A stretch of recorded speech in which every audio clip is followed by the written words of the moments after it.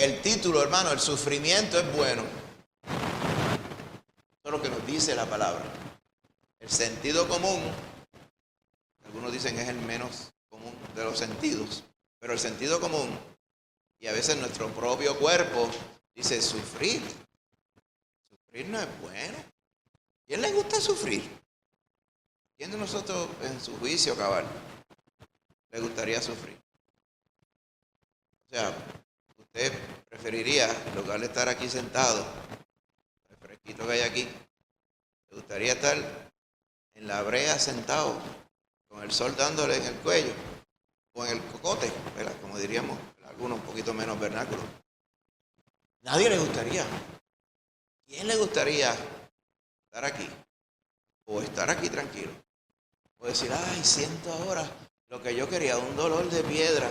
Siento que me va capturando el lado aquí, me va adormeciendo la pierna. Eso es lo que yo esperaba. O sentir hambre y no tener ni un peso encima para comprarse aunque sea un cono de papas, como uno diría. Nadie le gusta sufrir. Dicho sea de paso, en este mundo, cuando el Señor creó todo, en su agenda para el hombre no estaba el sufrir. Cuando usted va a Génesis, dice que Él hizo todo y todo era bueno en gran manera. Todo era bueno, pero en gran manera. Entonces dirá, para que el Señor encuentre algo bueno en gran manera, tiene que decir que era bueno de verdad. Así que en agenda, bueno, la agenda del Señor para Adán y Eva y toda su descendencia no estaba el sufrir. Sin embargo, usted dirá, ¿y qué pasó? Porque las cosas cambiaron, porque como quiera que sea, siempre en nuestra vida hay sufrimiento. Y esto es una de las muchas cuestiones que aún en el mismo día a día la gente se cuestiona. Inclusive uno pensaría que de manera lógica, si Dios puso al hombre y puso en ellos su imagen para que fueran buenos, en el sentido de la obediencia y la figura del Señor, uno debería esperar que hoy día, pues, la gente buena, según le llaman la gente, ¿verdad? Pues el Señor dijo, no hay ninguno bueno, solamente Dios. Pero vamos a decir, ¿verdad? Personas que a veces uno dice justo, y justo no hay ninguno tampoco. Personas buenas, pues tampoco hay ningún bueno. Pero si usted viene a ver personas que usted dice, esa persona se merecería que las cosas le salgan bien. Y muchas veces hay cosas que no salen bien. Entonces uno diría, oye, como decía una vez una persona, ¿y por qué será que la gente buena se muere? Y yo no vaya a decir ahora que los malos no se mueren, porque tampoco, todo el mundo se muere, pero lo que quiere decir es que como que las cosas malas le suceden a gente buena según las personas. ¿Por qué eso? Bueno, si damos hacia atrás, dijimos que en el principio creó Dios todo y lo creó todo bueno. Hasta un momento dado todo era bueno. ¿Cuándo fue que entonces cambió la cosa? Porque ahora hay cosas que no son buenas. Son difíciles de llevar. Ese momento fue cuando entró el pecado. En la agenda del Señor no estaba el pecado. En la agenda del diablo sí estaba el pecado. Pues el diablo y el Señor tenían diferentes agendas. El Señor le dijo a todos los que creó que había una necesidad de obediencia para que todo siguiera saliendo bien. Pues ya usted sabe, la desobediencia fue la que abrió la puerta para que viniera el pecado. El pecado todo lo daña. Todo lo daña. Una vez estábamos comparando el efecto del pecado, cómo es que el pecado se riega. La palabra del Señor tiene muchos ejemplos. Por ejemplo, el de la levadura. Estas esporas de hongo. Usted pone levadura aquí y pone la masa sin levadura allá, lejos, y dele chance, y eventualmente la levadura encuentra la forma de caer en el pan. Y el pan se infla. ¿Cómo es posible si estaban separados, inclusive en cuartos separados? O sea, todas estas cosas suceden, ilustrando, el Señor usando esta ilustración, para entender que el pecado se riega. En el campo, ¿verdad? Un poquito más directo diría, el pecado es como la peste. La peste sí que avanza. Los olores buenos a la gente no le dan, pero la peste sí. Pues así pasa con el pecado todo lo contamina, hermano. Es más, usted no ha visto cuando usted entra en un lugar y están friendo, y usted entra y sale de allí y dice, me traje el friquitín conmigo. Sí. Y es porque usted se lo lleva enredado en la ropa en todos lados. Me voy a quitar la chaqueta, se tiene que quitar la ropa entera, está embetunado de la peste o del buen olor, si a usted le gusta el aceite quemado. Lo que quiero decir con esto es que el sufrimiento, hermano, ¿okay?, se regó por el pecado. Pero no se ponga triste porque el Hijo de Dios vino a batallar contra el pecado y vino a deshacer las obras del diablo. Amén. La primera obra que el pecado hizo en nuestra vida fue echarnos a perder. Y no solamente en este mundo, sino para la vida eterna. La vida que Dios creó era eterna en este mundo. Pues el pecado, eso fue lo primero que se llevó enredado. Entonces el Señor dijo, el día que ustedes coman de ese árbol, ciertamente morirán. Ellos no sabían lo que era morir. Ni sabían, si tú le dices a alguien, una persona que, ¿verdad?, ninguno de ustedes ha muerto, ¿qué es morirse? Ninguno de ustedes me saben decir qué es morirse, ninguno hemos pasado por ahí. Pero si usted y yo le preguntara, ¿saben lo que es andar en pecado? Usted me va a decir, sí, yo sé lo que es andar en pecado, porque ahora cuando estoy en Cristo puedo ver, ¿verdad?, que aún que en mi vida está la limitación de este cuerpo, yo sé lo que es estar salvado y lo que es estar condenado. En el momento, ninguno de aquellos dos que estaban en Edén sabía nada. Cuando pecaron, entonces se dieron cuenta que lo que el Señor había dicho, lo que era morir, no era morir de forma instantánea, o sea, dejar de existir, pero su vida eterna se fue. Ya no tenían derecho, porque el pecado ensució toda su vida y así sucios de pecado, no había forma de estar junto con el Señor para siempre. Por eso, porque el Señor cerró el huerto, váyanse para afuera, se acabó todo esto, porque el pecado lo dañó todo. Cuando venimos ahora al tiempo que entonces ya Cristo dio su vida por nosotros, para el Señor en su plan maestro y de amor, darle la oportunidad, como estábamos diciendo esta mañana, darle la oportunidad para que todo aquel que en Él cree sea salvo y tenga vida eterna, lo que el Señor puso desde el principio. Usted está en Cristo, usted pasa a ser entonces propiedad de Cristo, pero sigue estando en un mundo que es malo, en un mundo que está condenado, un mundo que ha decidido de manera intencional no servir al Señor.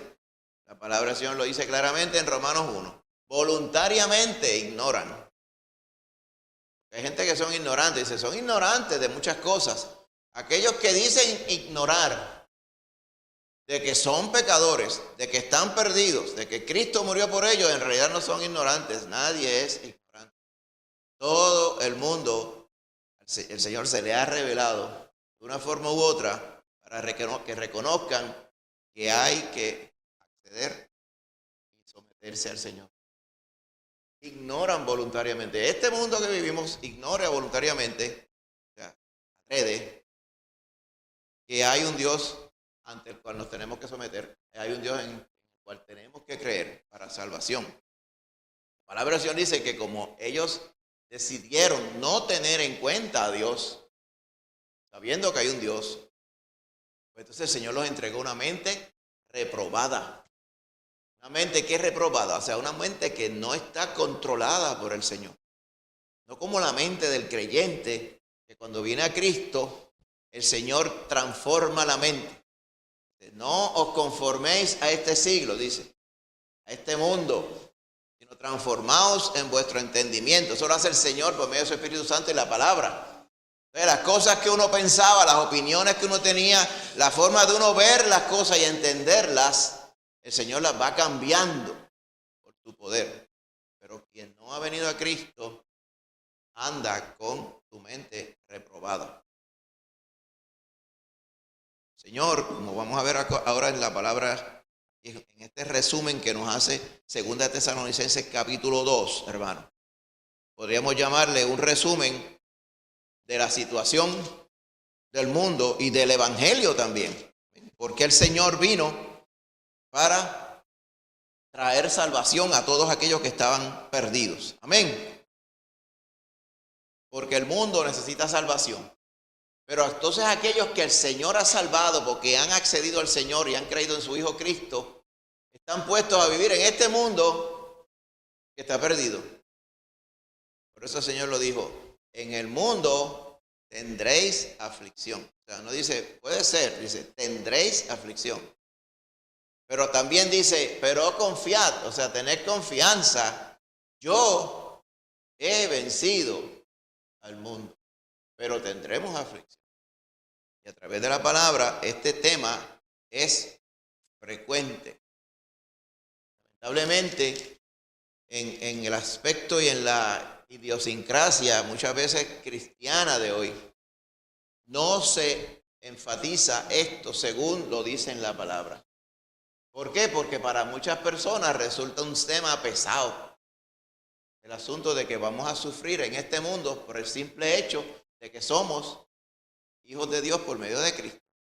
Pero que se mira solamente el lado de sufrimiento. Por eso decía, ¿y a quién le gusta sufrir? Sin embargo, la palabra nos va a decir claramente que hay bendición. Pero miran el sufrimiento sin Cristo. Así que está nefasto. Pero cuando usted es de Cristo, tiene la vida eterna, el Señor está contigo, el Señor está viviendo dentro de ti, amén, por medio de su Espíritu, entonces Él te va guiando y Él te va a dar su paz, su bendición, su tranquilidad, su paciencia y toda bendición para que podamos soportar la tribulación. Usted recuerda que la palabra dice, la prueba, bienaventurado el varón, queriendo decir todos, ¿verdad? Los creyentes, que soporta, ¿verdad?, la tentación, soporta la prueba, porque eventualmente tendrá la victoria, parafraseando lo que dice la palabra. Amén. O sea que, y el Señor nos dice, el Señor no nos ha dado ninguna tentación la cual no podamos resistir también. O sea que parte de todo, aunque sabe el Señor que vamos a tener tribulación y persecución y angustia y aflicción en este mundo, simplemente por ser sus hijos e hijas, Él nos ha dado también su cuidado para que podamos tener el poder de sobrellevarlo todo. Y ahí hay bendición. Cuando usted empieza a ver la mano del Señor a través de toda situación, la que no es difícil y la que es difícil de llevar, eso es bendición para uno. Amén. Y eso es lo que el Señor ha querido. A través de la palabra, vamos a verlo de manera breve en esta mañana. En 2 Tesalonicenses capítulo 1, amén. Lo habíamos leído anteriormente, pero vamos a leerlo para bendición de los que están escuchando ahora esta parte que está grabada. Dice, dice 2 Tesalonicenses 1:3, dice, debemos siempre dar gracias a Dios por vosotros. Dice Pablo, Silas y Timoteo, Silvano, como dice el versículo 1, otro nombre de Silas, dice, como es digno, por cuanto a vuestra fe va creciendo y el amor de todos y cada uno de vosotros abunda para con los demás, tanto que nosotros mismos nos gloriamos de vosotros en las iglesias de Dios por vuestra paciencia y fe en todas vuestras persecuciones y tribulaciones que soportáis. Y esto es demostración del justo juicio de Dios para que seáis tenidos por dignos del reino de Dios, por el cual asimismo padecéis. Porque es justo delante de Dios pagar con tribulación a los que os atribulan.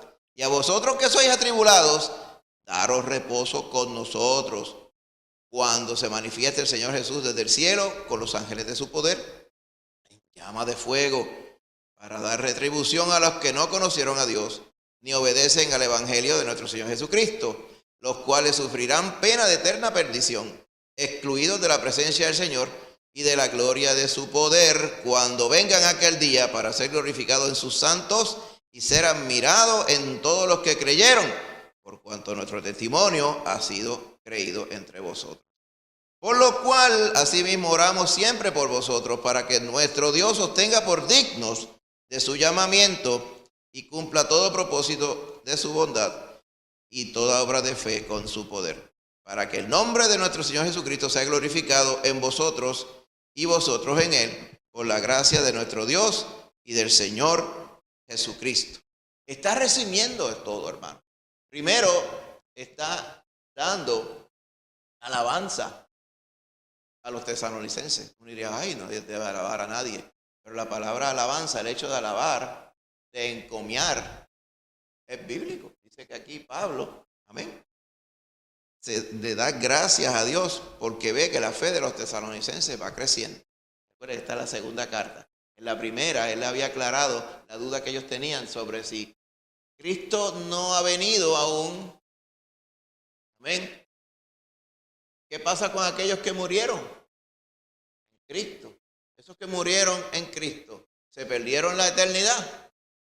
Pregunta fundamental, y él les aclara esto. Entonces dice, habiendo acatado ellos esa palabra, él ve que ellos van creciendo en la fe. Por eso le dice aquí, mire, se ve claramente y su testimonio se oye en diferentes iglesias. Y nosotros usamos su testimonio, el de ustedes, los tesalonicenses, para nosotros contarle a los otros hermanos un buen ejemplo de cómo servir al Señor. Se dice que los de Tesalónica eran una iglesia pequeña, que no tenía muchos recursos, porque el pueblo de por sí, ¿verdad?, en aquel entonces estaba pasando por unos momentos difíciles económicamente. Tesalónica. Se sabe que la ciudad todavía existe, se llama así mismo Tesalóniki, y existe así mismo allá en Grecia. ¿Okay? Así que de aquellos tiempos prevalece hasta el día de hoy. Ahora bien, Pablo está enfocando y usando a los tesalonicenses como ejemplo de estar pasando por sufrimiento. Usted lo ve aquí. Dice, qué bueno que puedo usar de ejemplo la paciencia que ustedes tienen y la fe, aún con todas las persecuciones y tribulaciones que están soportando, dice en el verso 4. ¿Okay? Tribulación, tlipsis, la palabra griega tlipsis es cuando usted lo están pasando como por un jodillo. Pues lo más cercano que nosotros podemos pensar pues son dos cosas. Primero, usted ha visto cuando usted se para a comprar guarapo de caña en la carretera, pues pasan la caña por unos rodillos y eso lo exprime todo y saca todo lo que hay que. Y si se la venden strike como se supone que sea, le dan el guarapo de caña. Otra, aquellas que se acuerdan de las lavadoras de rodillos para sacarle el agua y exprimirla, ¿verdad? El spin mode de las máquinas de rodillos era que después que usted lavaba, le cambiaba la transmisión y empezaban a dar vuelta a los rodillos. Usted con mucho cuidado, para que no le comiera la mano, pues usted pasaba la ropa y la ropa la exprimía y la secaba. ¿Verdad que sí? Hay personas que todavía prefieren las lavadoras de rodillos, todavía se venden por ahí. El trapiche también de la caña, si usted ha tomado estos tours de los tiempos cuando se cosechaba caña en el año 1800, 1700 en Puerto Rico, estaba el trapiche. Era operado por un buey o un caballo o un mulo, le daba vueltas para exprimir la caña. Eso es lo que, ese fundamento textual es la palabra que está detrás de tribulación. O sea, cuando de verdad se está sometiendo la persona a algo sumamente fuerte y estresante. Por eso les decía yo más temprano durante el devocional que un dolor de muela no es tribulación. Pasar hambre un ratito, eso no es tribulación. Usted le dé un calor como da en Puerto Rico hoy, que usted se muere, eso no es tribulación. Son cosas desagradables, pero tribulación. Tribulación es cuando, en el contexto que estamos hablando aquí, es cuando fuentes externas quieren atacarle a usted por el simple hecho de que usted es cristiano. Pero no tiene que ver con enfermedad, tiene que ver con persecución y con ataques, con burlas, con falta de oportunidad, con chisme, con darle de codo. Y muchas veces la más suavecita es con no permitirle a usted participar de nada que los otros participan, lo cual para mí a veces es más bendición que otra cosa, ¿verdad? Que muchas veces dice, está disfrazado, no está tan disfrazada la bendición. Cuando usted no tiene que participar porque no lo dejan de las cosas del mundo, para mí es una bendición. Pero todas estas cosas de menor a mayor, hermano, era lo que estaba pasando aquí. Los tesalonicenses estaban siendo perseguidos, primeramente por los judíos que no querían que ellos creyeran en el Cristo de la gloria. Mire cómo eran esta gente. Perseguían a Pablo y perseguían la iglesia que estaba establecida también. Ellos cucaban las autoridades para hacerlos lucir mal delante de ellos, a los cristianos, para que les persiguiesen. O sea, es como sabe el refrán, el pejo del hortelano, ¿verdad? El cuento dice, no come, pero tampoco deja que otros coman. Ellos no querían a Cristo, pero entonces perseguían a los que habían creído en Cristo para salvación. Para que usted vea la maldad que estaba detrás de ellos. Entonces, ya usted sabe, usted puede leer en el libro de los Hechos, el alboroto en Tesalónica, búsquelo así mismo. Y usted ve el revolú que se formó allá y dice, ¿por qué se formó ese revolú? Porque los judíos empezaron a asusar a la gente. Todo ese asunto siguió. Se fue Pablo. Pero los que creyeron en Pablo o en Cristo, como se llame, dirán, ¿están aquí todavía? Y ahí está. La persecución no vino para que, y esa tribulación no vino para que la iglesia se destruyera, sino para que la iglesia fuera victoriosa. Y eso es lo que Pablo estaba animándoles aquí. Decía, mira, nosotros nos gloriamos en todas las otras iglesias por la fe y paciencia en todas las cosas que ustedes están soportando. Entonces les explica, hermano, lo que está pasando. Esto es demostración del juicio justo de Dios. ¿Por qué? Porque mientras la iglesia está, Tesalónica en este caso, la iglesia está militando con Cristo y está sufriendo las consecuencias de ser de Cristo, un mundo malo, eso muestra que Dios es justo. ¿Por qué? ¿Por qué? Porque es justo, o sea, es algo esperado que en este mundo, quienes quieran obedecer al Señor, un mundo que no es del Señor, les vaya mal. Es obvio. ¿El diablo te va a celebrar a ti porque tú creíste en Cristo Jesús? No, eso no va a suceder. Todo lo contrario, en lugar de dejarte quieto, ay, se me escapó uno, se me escapó una y está con Cristo, pajitas que le caen a la leche. El diablo no es así, el diablo es malo, pero de malo del principio y mentiroso. Y es de estas personas que diré, es como acomplejado para estas cosas. Pero más allá de acomplejado, es que es malo. Es que la persona se me escapó, creyó en Cristo, pero yo voy a fastidiarle la vida también. Y voy a usar los instrumentos que hay alrededor para hacerle la vida imposible. ¿Usted recuerda el asunto de Job? Dice que ante el trono de Dios, entre ellos pasó por allí Satanás. ¿Qué hace Satanás? Dando vueltas y chavando el parto. Básicamente es lo que le dijo en palabras finas. Estoy por ahí buscando a ver qué hacer, pero como no hay más nada, así mismo. Dice, el diablo está por ahí buscando hacer el mal. Y el Señor le dio permiso para, hasta donde llegara lo que el Señor le dio permiso, atacar a Job. ¿Se recuerda en una ocasión que el Señor le dijo a Pedro, Pedro, Satanás te ha pedido para zarandearte como a trigo, o sea, para darte dentro del pelo como a pillo de película en nuestra época? Y en otras palabras, yo se lo he permitido. Entonces dirá, pero ¿cómo es posible que el Señor, teniendo la opción de decirle a Satanás, deja a Pedro quieto, diga que sí? Entonces uno pensaría, como debe ser, que hay un motivo de importancia detrás de todo esto de parte del Señor. Y es para que crezcamos. De aquí que el ejemplo de Tesalónica era usado para las otras iglesias. Y eso muestra también el sufrimiento ante un mundo malo, creado por el mundo malo mismo, instrumento del diablo, que hay un asunto más importante que nuestro sufrimiento. Y es que está bien que suframos, pero eso indica que hay un mundo malo que tiene que salvarse. Y hay un mundo malo que Dios está esperando que se arrepienta. Y hay un mundo malo que si no se arrepiente va a pasar por condenación.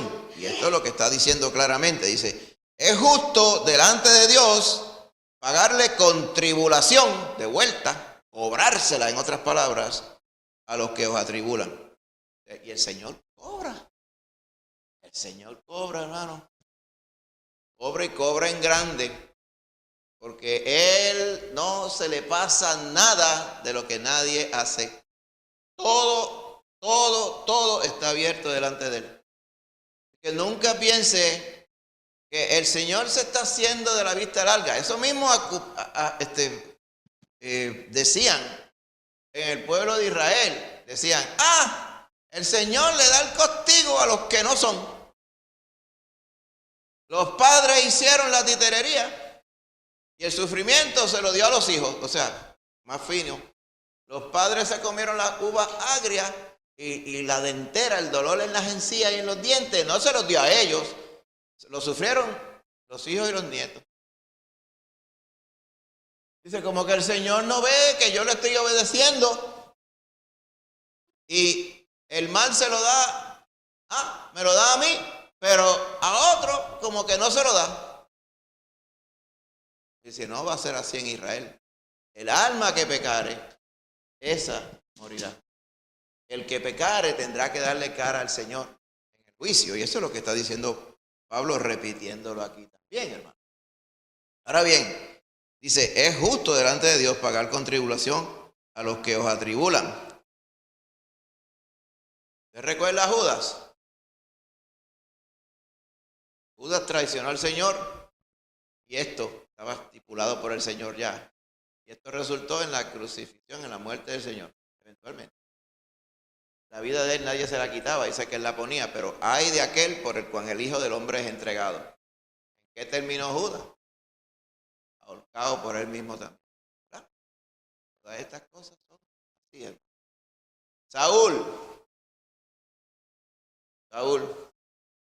buscó atravesar con una lanza 2 o 3 veces a su yerno David. Y terminó atravesado por la misma espada de él, más adelante en batalla. Esas no son casualidades. El Señor mira el pecado y el Señor eventualmente en el juicio, en la eternidad, va a pagar a todo aquello que tiene deuda de pecado con él. Pero en este mundo muchas veces le pasa la factura en vivo también. Por eso dice la palabra del Señor, mira, no tengas envidia, ¿verdad?, del malo cuando prospera. Como dice, haciendo trampa, prospera. ¿Usted ha visto? ¿Conoce gente así? Pasa invariablemente. En el momento usted está ahí, más allá al lado, aparece mengano, como la espuma, con un montón de propiedades, un montón de dinero. ¿Dónde está ese chavo? Dice, como que no suma. ¿De dónde compró todo este lado aquí, todo aquello allá, vendiendo piononos de eso, vendiendo rapeo, cola, refresquito y cosas de esas? Dice, aquí esto está mal. Pues obviamente, porque en muchos casos están haciendo trampa y están chanchullando. Están en Puerto Rico. Y eso le sale bien, por lo menos bien materialmente. Pero ¿sabes qué? El Señor, las cosas que se hacen en pecado, las va a enjuiciar en su momento dado. Por eso dice el Señor, la venganza es mía. Yo daré el pago, dice el Señor. Pues a nosotros no nos toca darle el pago. El pago lo va a dar el Señor.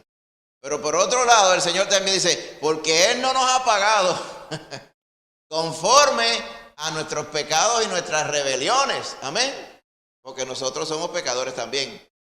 Sino que a través de Cristo nos ha mostrado su misericordia.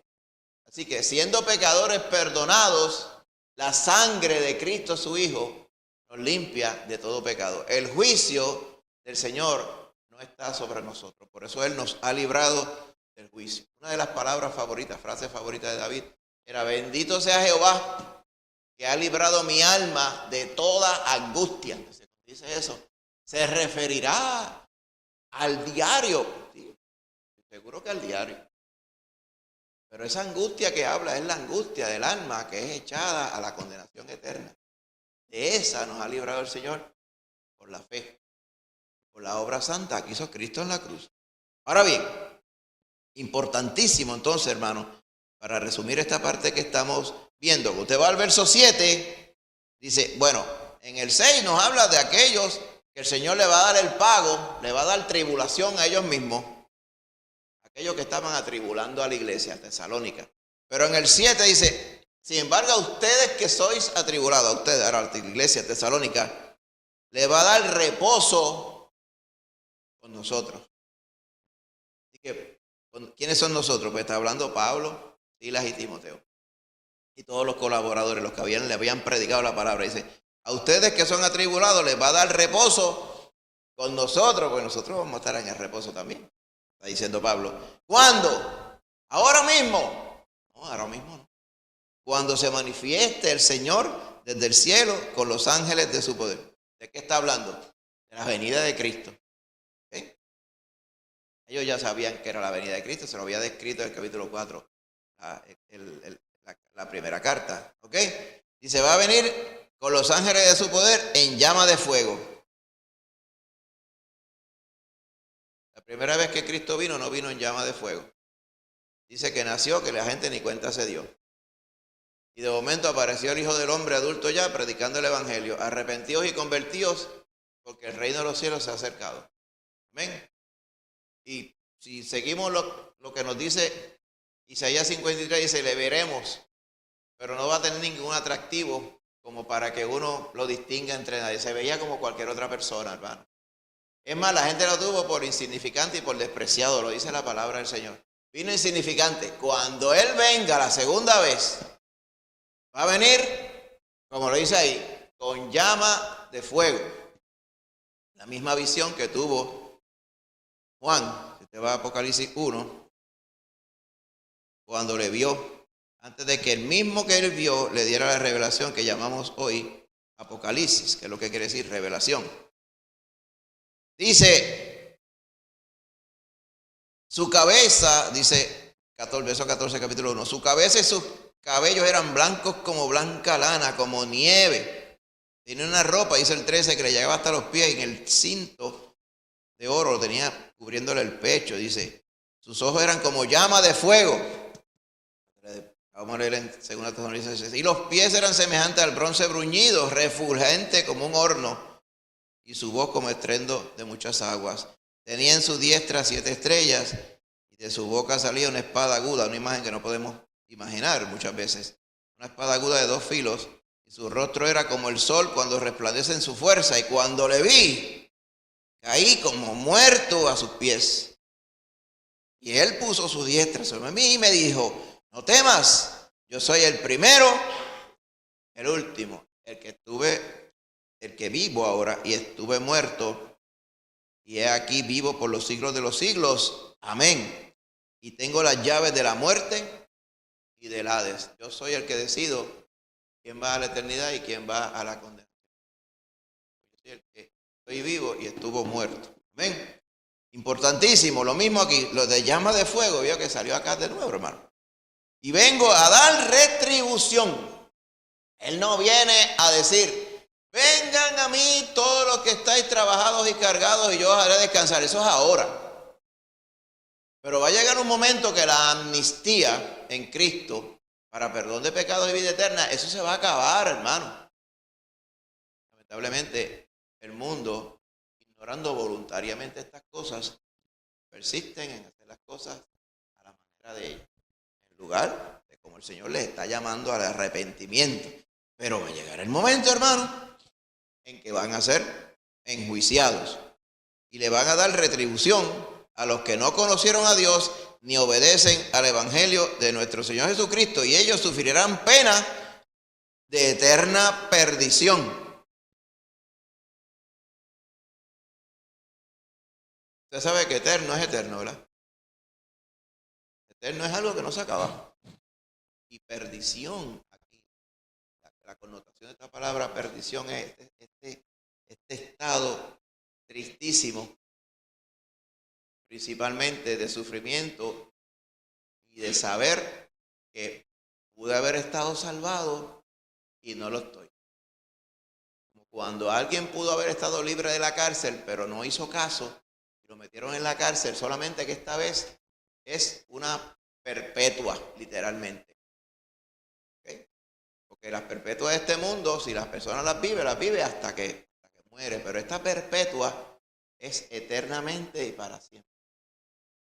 En ningún lugar de la Escritura nos dice el Señor que cuando hayan pasado 500,000 años va a abrirse una amnistía para almas pecadoras y rebeldes. En ningún momento se habla de nada, todo va a ser eterno. La bendición y la gloria eterna para los que son de Cristo, por los méritos de Cristo, y la condenación eterna para los que no son de Cristo. Así que Pablo le está diciendo, están ustedes sufriendo las tribulaciones causadas por las personas que no han querido agradar a Dios de manera voluntaria. Ellos lo hacen adrede, porque decidieron no tener en cuenta a Dios. Sin embargo, eso no va a durar para siempre.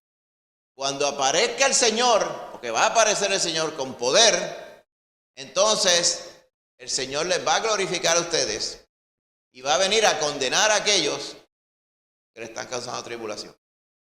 La tribulación entonces es momentánea, es un poco de tiempo, pero el Señor va a glorificar a sus hijos, amén, cuando Él venga, amén. Por eso es que Él dice, por eso es que estamos orando siempre por vosotros,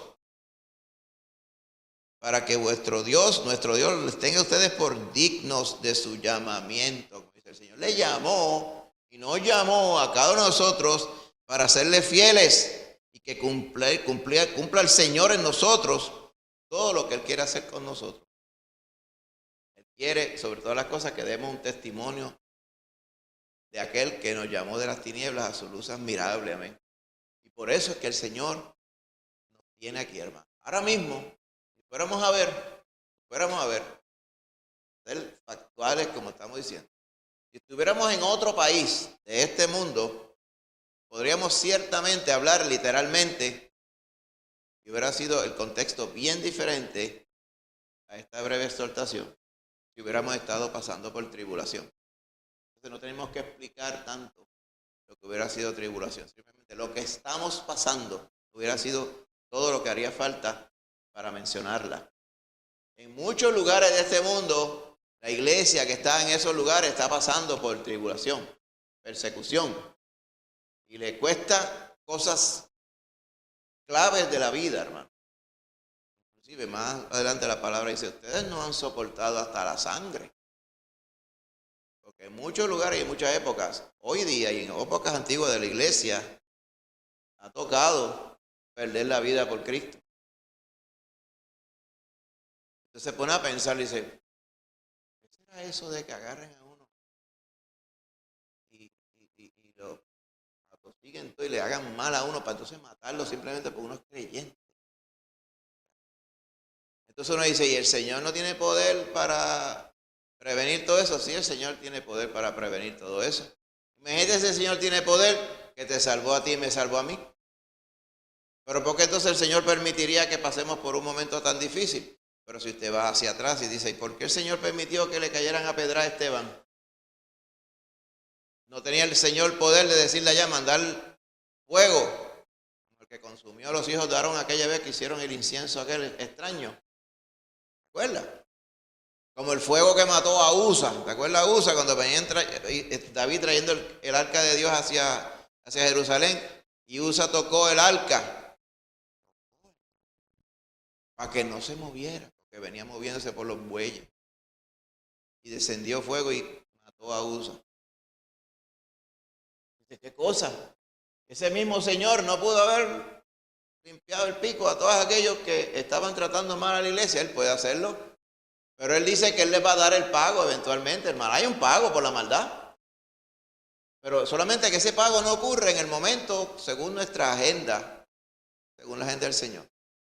Y usted sabe qué también, hermano, en este mundo, o sea, ¿por qué el Señor permitirá que sus santos padezcan momentos difíciles, padezcan persecución y tribulación? ¿Por qué? Porque eso demuestra que el mundo es malo.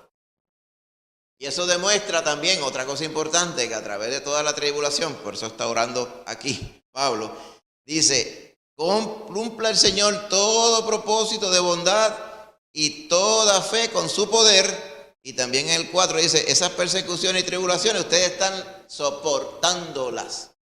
¿Se acuerda el fruto del Espíritu que se llama longanimidad. En inglés lo traducen mucho más factualmente, le llaman long suffering, sufriendo largo y tendido, como diríamos nosotros aquí en Puerto Rico. ¿Cómo es que largo y tendido? Sufriendo como que ya es un hecho de vida, da la impresión, y es precisamente eso. El creyente en este mundo sabe que no puede esperar que las cosas vayan como si fuera un hijo del diablo. Es bueno que no nos van a ir como hijo del diablo. Pero por la misma razón, no estamos y no somos ciudadanos de este mundo, por lo tanto no tenemos los privilegios de este mundo, que es bueno también. Porque si no nos iban a dar el pago de este mundo, el retiro de este mundo nos iba a tocar a nosotros y nosotros no queremos ese retiro. Queremos uno mejor, como dice allá en hebreo. Ellos tenían deseo de mirar una cosa mejor, por eso no quitaban la vista del galardón, dice allá en Hebreos capítulo 11. Porque cuando uno está en Cristo, amén, es de Cristo. La bendición que viene es la de Cristo. La vida en la eternidad no es la condenación, es la vida con Cristo. Diferente. Pero en este mundo vamos a pasar aflicción. Pero ¿sabe qué? Usted no está solo ni sola. El Señor está contigo. ¿Por qué los tesalonicenses podían soportar? Porque el Señor estaba con ellos. Amén. Todo el tiempo. Fíjense, una iglesia joven, hermano. Para el tiempo que se escribe esta carta, esa iglesia no tiene ni un año. O sea, un año antes eran perdidos, arrastrados con el mundo. Un año después estaban pasándola apretadamente por causa del evangelio. Mira a ver si el Señor les estaba aprobando. Les estaba aprobando. Son una iglesia de 100 años de edad. Tenían miembros que tenían 80 y 90 años. Y no. Una gente joven en Cristo. Una iglesia joven en Cristo. Estaba siendo probada. Por eso es que Pablo oraba por ellos. ¿Okay? Para que el Señor le diera fortaleza. Fortaleza en este caso quiere decir no mirar las cosas que están pasando ahora. Mirar la eternidad. Por eso es que dice Colosenses, no pongamos la mira en las cosas de este mundo, sino en las cosas de arriba. ¿Por qué? Porque si usted mira este mundo, se desespera, pensando de que lo mal que pueda usted estar pasando por cuenta de ser creyente, que va a durar eternamente, y es todo lo contrario. ¿Ven? Otra cosa, hermano, cuando usted las pase mal por ser cristiano, eso es motivo de gozo. Usted no se da cuenta que eso confirma que el Señor está con usted. Si el Señor está con usted, siempre ha estado y siempre estará por la eternidad. Y eso demuestra que de verdad el Señor le sacó de un mundo malo. Por eso aquellos apóstoles, cuando los azotaron, después le habían dicho primero, no queremos que hablen, no les mandamos a ustedes. Ustedes no entienden que no queremos que prediquen el nombre de Cristo. Juzguen ustedes mismos, le dijo. A ver si es justo que nosotros obedezcamos a ustedes antes que al Señor. Porque no podemos dejar de decir lo que hemos visto y oído. Y le dijeron que te dije que no hables en nombre de este. Y lo soltaron. Siguieron predicando. Al rato los agarraron otra vez. Y les querían hacer daño. Buscar algo, hay que callarlos. Se paró aquel que se llamaba Gamaliel. Era del Sanedrín, de los maestros de la ley. Y le dijo, mire, varones hermanos, yo les recomiendo a ustedes que miremos la historia. ¿Se acuerda de Judas el Galileo? Se levantó en los tiempos aquellos y él dijo, yo soy el que soy. Y reunió un montón de gente detrás de él diciendo, yo soy el que hace la revolución. Y al final, ¿qué pasó? Mataron a Judas el Galileo y todo quedó en nada. Y después en los días del censo, dice, ¿cuál censo? En el censo para el tiempo que nació el Señor Jesús. Se levantó uno que se llamaba Teudas, diciendo que era alguien. Y también él fue muerto y sus seguidores fueron dispersados. Ellos dirían, ¿Qué tú quieres decir con esto? Si este movimiento que está ahora es de Dios, ustedes nunca lo van a poder terminar. Yo les sugiero que lo dejen todo quieto, no sea que ustedes hayan sido encontrados por Dios como que batallando contra la voluntad de Dios. Mira qué persona sabia. A mí me gustaría pensar que ese varón se convirtió a Cristo después. Y ellos le hicieron caso, pero le dieron una pela primero a los apóstoles. Y los azotaron y los soltaron. Y cuando ellos iban sueltos, todos machucados, quedaban 40 azotes según la ley, pero por misericordia le quitaban uno. Le daban 39 de los 40. Esa era la rebajita que le hacían. 39 azotes, pero con ganas. Y cuando ellos salieron de allí, salieron gozosos, dice la palabra. Porque el Señor los había tenido a ellos por dignos. ¿Ve lo que dice aquí? Ojalá, estoy orando para que el Señor les tenga por dignos a ustedes. Dignos del reino de Dios, dice el verso 5. No por el mérito de ellos, sino por la obra de Cristo que ha hecho en nosotros. Cuando nos salva, somos hechos dignos. Lo mismo le pasó a los apóstoles. Ellos se sentían orgullosos de que el Señor les hubiera hecho pasar a ellos por ese sufrimiento, lo cual demostraba que Dios estaba con ellos. Definitivamente otra forma de pensar completamente diferente, pero bíblica y cristiana. Esa es la forma que tenemos que pensar. De la manera que usted, ¿verdad?, en este mundo, usted se asemeje o se sienta apacible con el mundo, hay que tener cuidado, una voz de alerta, ¿yo?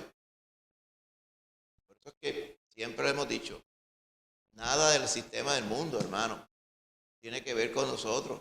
Hemos hablado de la política, no lo voy a mencionar, nada de la política tiene que ver con nosotros, hermano. La política de este mundo, todo eso de chanchullo y corrupción y lambeojo, entonces esas cosas no funcionan en el nombre del Señor. Y usted fue llamado a servir a Cristo, no a servir al mundo. Cuando usted sirva a Cristo, siga sirviendo a Cristo, usted va a ver este desenlace aquí. Para que en Puerto Rico pues tenemos la situación, no voy a decir bendición, la situación donde pues, no está abiertamente este tipo de persecución como estaba sucediendo. Sin embargo, la palabra del Señor habla claramente que va a haber tribulación. Esa tribulación la menciona en Apocalipsis. Hay algunas personas, ¿verdad?, que piensan, la Biblia no lo especifica, que antes que empiece la tribulación, la iglesia, Cristo se la va a llevar. La realidad es que Cristo no dice claramente cuándo es que se va a llevar la iglesia. Dice que sí se la va a llevar. ¿Pero cuándo? Algunos son de los que piensan, creyentes, que la iglesia, Cristo se la lleva y ahí comienza la tribulación. Podría ser así, pero no tiene que ser así. Sin embargo, el contexto es que la iglesia está puesta para batallar y ser luz y sal en este mundo. Amén. Especialmente cuando este mundo se ponga malo. Soy de los que piensan que la iglesia va a pasar por tribulación. No sé si en las dos etapas, la gran tribulación, que es la última mitad, o la tribulación. La segunda tribulación es por nunca la ha habido, ni la habrá después de esa. Como nos dice la palabra, la iglesia no fue puesta para la ira de la tribulación. Porque esa tribulación viene sobre el mundo, esa no es sobre el creyente. ¿Entendiendo? O sea, ahora mismo el mundo atribula al creyente, pero en la parte donde dice aquí que el Señor le va a dar el pago al mundo, es esta parte que describe el Apocalipsis. Especialmente los capítulos del 6 al 19 habla de esto. Y entonces en ese periodo cuando el Señor se la esté cobrando literalmente al mundo, si la iglesia va a estar aquí o no, no lo sabemos, porque Él no especifica la palabra del Señor si va a estar la iglesia o no. Se entiende que posiblemente no, pero si la iglesia está amparada de la ira de Dios. Pero vamos a tener que soportar la ira del mundo. La ira de Dios es para condenación y castigo del pecado, pero para la iglesia La ira de Dios no viene. Ahora, que va a haber tribulación y persecución. Sí, la va a haber, hermano. Y nosotros tenemos que estar fortalecidos. Amén. Ante todas estas cosas. ¿Ok? Así que cerramos con Primera de Pedro. Vamos a ir a una porción en Primera de Pedro, hermano. Importante. Versículo 12 al 19. Primera de Pedro 4, versos 12 al 19. Amén. Otra porción donde Pablo, no en este caso no Pablo, sino Pedro, nos reseña esto que estamos hablando y con esto terminamos. Dice, amados, 1 Pedro 4:12, amados, no os sorprendáis del fuego de prueba que os ha sobrevenido, como si alguna cosa extraña os aconteciese, sino gozaos por cuanto sois participantes de los padecimientos de Cristo, para que también en la revelación de su gloria os gocéis con gran alegría. Lo mismo que está diciendo Pablo. Fíjate, este Pedro era de los que se sintieron gozosos cuando los azotaron. Pedro sabía de lo que estaba hablando, hermano. Dice, si sois vituperados por el nombre de Cristo, sois bienaventurados, porque el glorioso Espíritu de Dios reposa sobre vosotros. ¿Ves? Ciertamente de parte de ellos, del mundo, Él es blasfemado, pero por vosotros es glorificado. Así que ninguno de vosotros padezca como homicida, o como ladrón o malhechor, o por entremeterse en lo ajeno. Pero si alguno padece como cristiano, no se avergüence, sino glorifique a Dios por ello. Porque es tiempo de que el juicio comience por la casa de Dios. Y si primero comienza por nosotros, ¿cuál será el fin de aquellos que no obedecen al evangelio de Dios? Lo mismo que está diciendo Pablo, capítulo 1, 2 Tesalonicenses. Dice, y si el justo con dificultad se salva, ¿a dónde va a aparecer el impío y el pecador? De modo que los que padecen según la voluntad de Dios, encomienden sus almas al fiel Creador y hagan el bien. Exactamente lo mismo que está hablando Pablo. Así que esa es la exhortación, hermano. Vamos a continuar, ¿verdad? La exhortación en 2 Tesalonicenses la semana que viene y la próxima, Dios mediante. Pero lo que nos llevamos de hoy es precisamente que en el mundo tendremos aflicción, pero no desesperemos porque Cristo venció al mundo. Y lo dice Pedro, dice, no se extrañe. Dice, pero ¿por qué a mí me están pasando estas cosas? ¿Por qué a mí me persiguen? ¿Por qué hablan mal de mí? ¿Por qué dicen esto? ¿Por qué las cosas me las hacen imposibles a mí? Queriendo explicar que soy un hijo o una hija de Dios. Por eso mismo. Porque tú serás hijo o hija de Dios, pero este mundo no lo es. Y Cristo ha querido resaltar los que son de Cristo versus los que no son de Cristo. Todos aquellos que le hacen mal al hijo o hija de Dios, el Señor se la va acumulando para el día del juicio. Eso dice la palabra, horrenda cosa, dice, es caer en manos del Dios vivo. Porque la gente piensa que Dios se está haciendo de la vista larga. Por eso está esta teoría, la teoría del Dios que creó y se enajenó del mundo. Dios creó, sí, es verdad, Dios creó. ¿Quién va a ser tan bruto para decir que Dios no creó todo? Pero Dios dejó todos los garetes, los creó y los dejó ahí haciendo. Eso no es lo que dice la Biblia. Dice que Dios creó y Dios se ocupó del pecado del hombre. Dio a su Hijo a morir por nosotros para que todo aquel que en Él cree no se pierda y no tenga vida eterna. Pero dice más ahí, Juan 3, dice, y esta es la condenación. ¿Okay?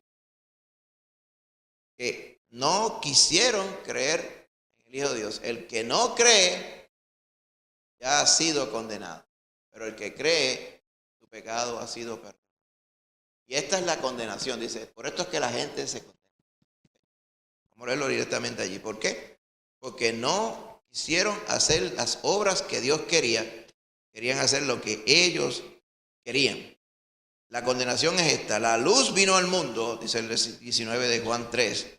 Y los hombres amaron más las tinieblas que la luz. O sea, ellos vieron que Cristo vino, pero ellos decidieron hacer las cosas pecaminosas.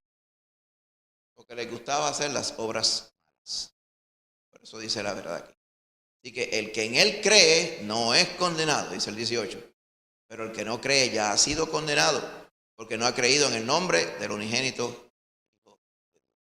Oramos. Señor Padre Santo, gracias te damos en esta mañana por la bendición que nos has dado, primeramente de salvarnos y entresacarnos de este mundo malo, mundo condenado, mundo que todo aquel que no se convierta a Cristo va a tener que pagar por todo su pecado en el juicio. Gracias, Señor, porque nos has librado de ese juicio. Sin embargo, has puesto nuestros nombres en el libro de la vida por tu gracia y por tu poder. Gracias, Señor, por habernos salvado y por haber puesto en nosotros tu Espíritu. Bendice a tu iglesia, Padre. Reaviva, fortalece, empodera a tu iglesia, Señor, de día a día para hacer tu voluntad. Evitando, Señor, el adormecimiento del mundo. Evitando, Señor, las distracciones del mundo. Y enfocándonos, Padre Santo, en predicar tu evangelio, haciendo discípulos hasta que tú vengas a buscar la iglesia. Bendícenos, Padre, con la llenura de tu Santo Espíritu y la bendición tuya sobre nosotros en este momento, ahora que vamos a salir de este lugar. Permítenos meditar en tu palabra, mi Señor Jesús, y maravillarnos y gozarnos en ella, Padre Santo, día a día, viendo que ella describe precisamente la situación del mundo, su destino, pero más importantemente, cómo nos rescataste de ese destino a nosotros también, porque nos amaste y enviaste a tu Hijo a morir por nosotros. Gracias te damos, Señor. Acompáñanos ahora, Padre, en la carretera, llévanos con bien a nuestras casas, Señor, en el nombre de Jesús. Amén. Amén, hermano, Dios me les bendiga.